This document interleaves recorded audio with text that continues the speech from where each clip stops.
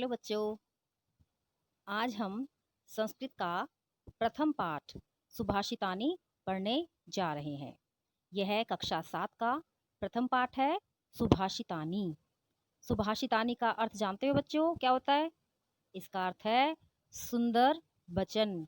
सु का अर्थ होता है सुंदर और भाषितानी वचन, कहे गए सुंदर वचन। जो वचन सुनने में अच्छे लगें, जिनसे हमें जीवन के बारे में ज्ञान प्राप्त हो और जो हमारा जीवन में मार्गदर्शन करें, हमें सही और गलत में अंतर करना बताएं, ऐसे वचन सुंदर वचन कहे जाते हैं। पृथ्व्याम त्रीणि रत्नानि जलम अन्नम सुभाषितम। हमारा प्रथम श्लोक है, पृथ्व्याम त्रीणि रत्नानि जलम अन्नम सुभाषितम।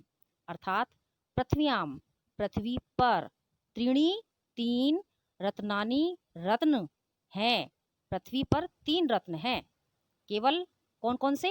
जल, अन्न, सुभाषितम। अर्थात जल, अन्न और सुंदर वचन। मूढ़ई पाषाण खंडेशु रत्न संज्ञा विधीयते। मूढ़ई लेकिन मूर्ख लोग, पाषाण खंडेशु पत्थर के टुकड़ों में, रत्न संज्ञा विधीयते रत्नों को ढूंढा करते हैं, उन्हें रत्न का नाम देते हैं। फिर से सुनिए, पृथ्वी पर 3 रत्न हैं, जल, अन्न अर्थात अनाज और सुंदर वचन। लेकिन मूर्ख लोगों के द्वारा पत्थर के टुकड़ों को रत्न की संज्ञा दी जाती है, रत्न कहा जाता है, विधीयते कहा जाता है।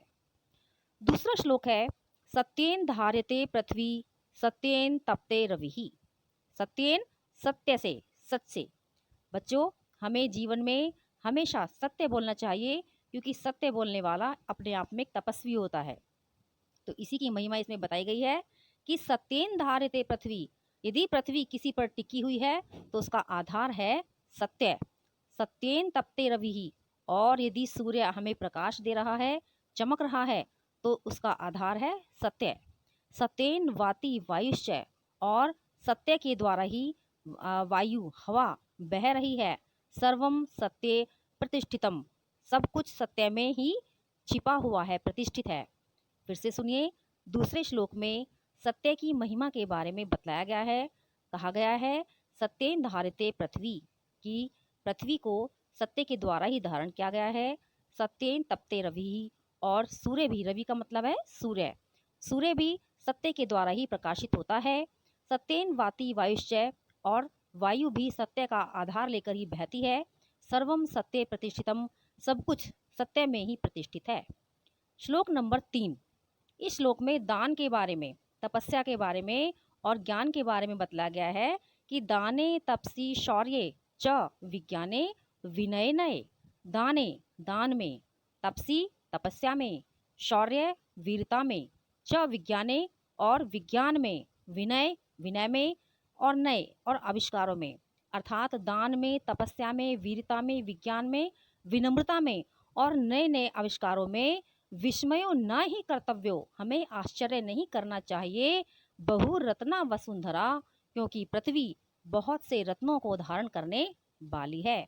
कहने का तात्पर्य यह है कि यदि बहुत ज़्यादा कोई दान देता है, तपस्वी है, वीर है, विज्ञान में नई नई चीज़ें हमारे सामने आती रहती हैं, विनम्रता जो कि गुणों का खजाना है, और नए नए जो आविष्कार हमारे सामने होते रहते हैं, उसमें आश्चर्य करने वाली कोई बात नहीं है, क्योंकि यह पृथ्वी अपने अंदर बहुत से रत्नों को धारण करती है, बहुत से गुणों को धारण करती है।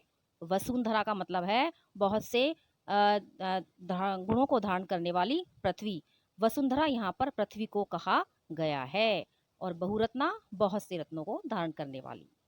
श्लोक नंबर 4, सद्भि रेव सहासीत सद्भिः कुर्वीत संगतिम सद्भि विवादम मैत्रीम च ना असद्भिः किंचिद आचरेत। इस श्लोक में सत्संग की महिमा के बारे में, सत्संगति के बारे में, अच्छे लोगों के बारे में बतलाया गया है कि हमें सदैव सच्चे लोगों के साथ, अच्छे लोगों के साथ ही रहना चाहिए। सद्भिरेव सहासीत, जो सज्जन लोग हैं, हमें उनके साथ ही उठना बैठना चाहिए। सद्भिः कुर्वीत संगतिम, और अच्छे लोगों के साथ अर्थात सज्जन लोगों के साथ ही संगति करनी चाहिए, उनके साथ ही हमें संगति में रहना चाहिए। सद्भि विवादम, और सज्जन लोगों के साथ ही कोई वाद विवाद पर बात करनी हो तो उनके साथ ही करनी चाहिए।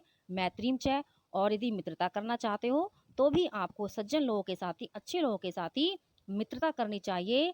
ना असद्भि किंचित आचरित, और जो दुष्ट लोग हैं, जो बात बात पे लड़ते हैं, झगड़ते हैं, ऐसे लोगों के साथ हमें कोई भी आचरण नहीं करना चाहिए। श्लोक नंबर 5। धन धान्य प्रयोगेषु विद्यायाः संग्रहेषु च आहारे व्यवहारे च त्यक्त लज्जः सुखी भवेत्।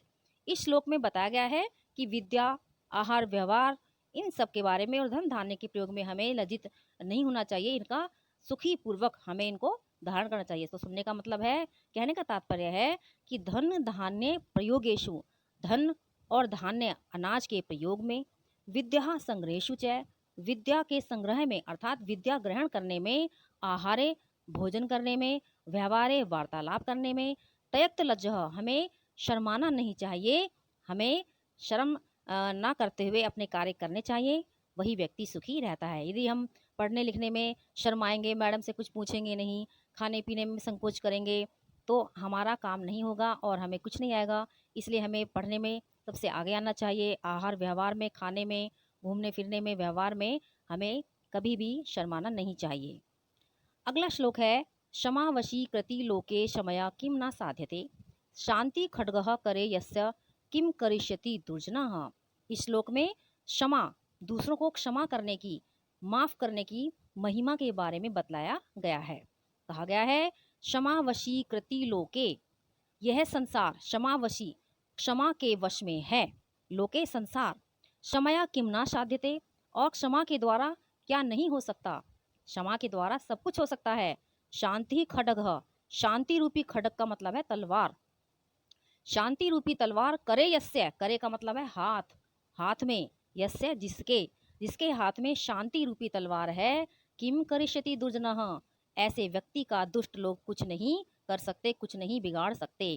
कहने का तात्पर्य है कि यह संसार क्षमा के वश में है, क्षमा के द्वारा सब कुछ संभव है। जिस व्यक्ति के हाथ में शांति रूपी तलवार है, उस व्यक्ति का दुर्जन कुछ नहीं कर सकते हैं। इसलिए यदि हमारे प्रति कोई बुरा आचरण करे, हमें बुरा भला कहे, तो हमें उसे क्षमा कर देना चाहिए और हमें प्रयास करना चाहिए कि शांति पूर्वक यह कार्य हो, क्योंकि यदि हम क्रोध करेंगे, गुस्सा करेंगे, तो हमारा काम बिगड़ेगा। इसीलिए कहा गया है कि जिसके हाथ में शांति रूपी तलवार है, उसका दुष्ट व्यक्ति भी, दुर्जन व्यक्ति भी कुछ नहीं बिगाड़ सकते। तो बच्चों, हमने आज क्या पढ़ा है, शुभाषितानि अर्थात सुंदर वचन। आप इसे पढ़ें, समझें और मुझे उम्मीद है कि आपको अच्छा लगेगा। धन्यवाद।